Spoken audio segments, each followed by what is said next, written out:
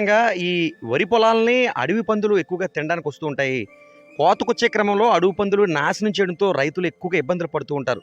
అటువంటి అడవి పందులకు ఇబ్బంది కలగకుండా వాటిని వెనుదిరిగి వెళ్ళిపోయే విధంగా రైతులు ఒక కార్యక్రమానికి ఉమ్మడి తూర్పుగోదావరి జిల్లా కాకినాడ సమీపంలో ఈ కుమ్మరలోవ ఏదైతే కొలిమేరు ప్రాంతాల్లో రైతులు ఒక బైండింగ్ వైర్ అనేది మనం చూస్తున్నాం ఏర్పాటు చేశారు.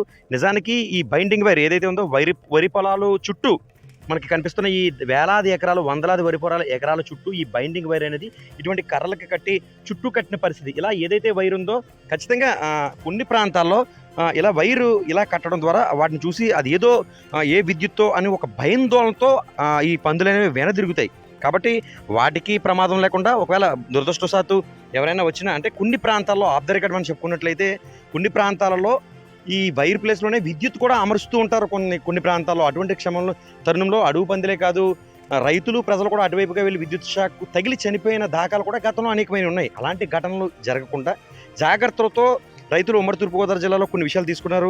మనం చూస్తున్నాం విజువల్స్కి సంబంధించి ఈ వరి పొలాల చుట్టూ ఈ బైండింగ్ కూడా ఇలా ఏర్పాటు చేయడం ద్వారా ఏదైతే ముఖ్యంగా రాత్రులు తెల్లవారుజామున సమయంలో మాత్రమే ఈ వరి పొలాల్లోకి ఈ ఏదైతే ఉన్నాయో వరి తినేందుకు ఈ ధాన్యం తినేందుకు అనేది ప్రధానంగా పందులు వస్తుంటాయి. ఎప్పుడైతే ఈ వైరు దాని దేహానికి తగిలిందో బహుశా ఏ విద్యుత్ షాకో అనే ఒక భయాందోళనతో వెనదిరిగిపోతున్న పరిస్థితి. రైతులు ఉన్నారు, మనం అడిగే ప్రయత్నం చేద్దాం ఒకసారి. చెప్పండి, అసలు ఈ బైండింగ్ వైర్ కి మన బైండింగ్ వైర్ పెట్టాలనే ఆలోచన ఎలా వచ్చింది? ఇది సక్సెస్ అవుతుందా? ఇది సక్సెస్ అంటే సార్, ఇది ఇప్పుడు ఇలా పొట్ట మీద ఉన్నసరికి అడుగు పందులు కట్టగా దిగేసి సేనంతా పాడు చేసే మార్గం ఉంటుంది. దానివల్ల ఈ తివ్వగా బైండింగ్ వైర్ కడితే అది భయం పడిపోయి వెనక్కి వెళ్ళిపోయి మార్గం ఉన్నది సార్. దానివల్ల సేను పాడు చేయడానికి రావు. ఎందుకు భయపడతాయి? వైర్ కింద నుంచి వెళ్ళే అవకాశం లేదంటావా? వైర్ కింద నుంచి వెళ్ళి దానికి కాలుకి తగిలడంలో అడ్లిపై పారిపోయి మార్గం ఉంది. ఎందుకు భయపడడానికి? ఆ వైర్కి దానికి ఎందుకు భయపడ? వైర్కి దానికంటే కొన్ని మంది ఎక్కడ దగ్గర ఉరులు అయ్యి పెట్టి సమస్య చేస్తారు కదా, దానివల్ల భయం పడిపోయే మార్గంలో పోతాయి. గతంలో ఈ ప్రాంతంలో వైర్ పెట్టక ముందే అడుగు పందులు వచ్చాయా? ఇంతకు ముందు చాలా సార్లు అడవి పందులు వచ్చాయి, కానీ మేము అలా వదిలేసిన సేన్ అంతా పాడు చేసి మార్గం అది చేస్తే ఇప్పటికీ కూడా మధ్యలో అవన్నీ తొక్కేయడం అయ్యే చేయడం అయ్యే ఎండమైన పొట్టమైన ఉన్నప్పుడు కట్ట నాశనం చేయడానికి వచ్చి మామూలు కట్టేసి ఇంక వదిలేస్తే పారిపోయి అన్నమాట. ఎన్నలైంది ఈ వైర్లు ఇలా ఇక్కడ కట్టి? ఇప్పుడు ఎన్నలో అవ్వలేదండి, మొన్న ఒక వారం అవుతుంది. కట్టిన తర్వాత మళ్ళీ పందులు ఇక్కడికైనా వస్తున్నాయా? ఇంకా మళ్ళీ ఇరిపించాలి ఏం రాలేదండి. అలా మధ్యలోంచి అలా వెళ్ళిపోవడం, లేకపోతే రోడ్ అంటే వెళ్ళిపోవడం, అవతల పక్క అది దిగడం అవి చేస్తాం. అంటే రైతులు ఈ విషయాన్ని ఆదర్శంగా తీసుకుని వరి పొలాల్లో కట్టుకోవచ్చా ఈ రకంగా? ఈ వరి పొలాల్లో అంటే సేన్ దగ్గర మరి పడిపోయిన వాటికి తొక్కేసినట్లకే కడుతున్నారు, పత్తి దిక్కలా కట్టారు సార్.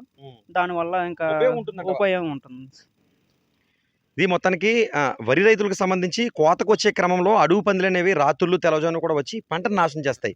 కాబట్టి వాటి నుండి పంటను రక్షించుకునేందుకు ముఖ్యంగా వాటికి కానీ రైతులకు కానీ ఎవరికి కూడా హాని కలగకుండా ఈ బైండింగ్ వైర్ అనేది అడుగు మేర ఈ వరి పొలాల్లో అడుగు మేర చుట్టూ కట్టినట్లయితే ఆ వైరు ఏంటో అన్న ఒక భయంతో అక్కడి నుంచి అడుగు పందులు ఒకవేళ వచ్చినా వెనుదిరుగుతాయని రైతులు పేర్కొంటున్నారు. ఇది సక్సెస్ అయినట్లుగా కూడా తెలియజేస్తున్నారు. ఎందుకంటే ఒక 10 రోజుల కింద ఈ ప్రాంతంలోనే అడుగు పందులు వచ్చి వరిని పాడు చేసిన పరిస్థితులు కూడా ఉన్నట్లుగా స్థానికులు తెలియజేస్తున్నారు. ఈ వైరు కట్టిన తర్వాత ఇరు పంజాలు అడవి పందులు కానీ ఇతర జంతువులు కానీ రాలేదని స్థానికులు చెబుతున్నారు. ఏదేమైనా రైతులు ఇటువంటి విషయాన్ని ఆదర్శంగా తీసుకోవద్దు. ఎందుకంటే ఖచ్చితంగా ఏ విద్యుత్తు అలాంటివి పెట్టినట్లయితే ఆ షాక్ ద్వారా పందులే కాదు మనుషులు కూడా ప్రాణాలు కోల్పోయే అవకాశం ఉంది. కాబట్టి ఇలాంటి బైండింగ్ వైర్లు అయితే ఎవరికి సమస్య ఉండదని మనం కూడా చెప్పుకోవచ్చు. ఏదైనా రైతులు వినూత్నంగా ఆలోచించి నిర్వహించడం ఒక రకంగా సక్సెస్ అయిందని కూడా మనం చెప్పుకోవచ్చు. న్యూస్ 18 సూర్యప్రకాష్, ఉమ్మడి తూర్పుగోదావరి జిల్లా నుంచి.